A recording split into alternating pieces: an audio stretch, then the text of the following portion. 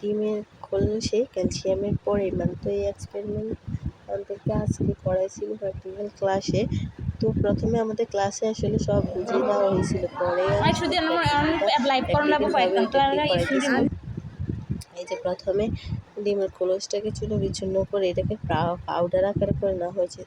ওইটাকে পরিমাপ করার জন্য মেশিনে 2-3 গ্রাম না হবে আর কি, তো যাই হোক পরিমাণ করে ওইটার সাথে হাইড্রোক্লোরিক অ্যাসিড মিশিয়ে পানি মিশিয়ে তারপরে এটা কাহাকুনি দিয়ে একটা করে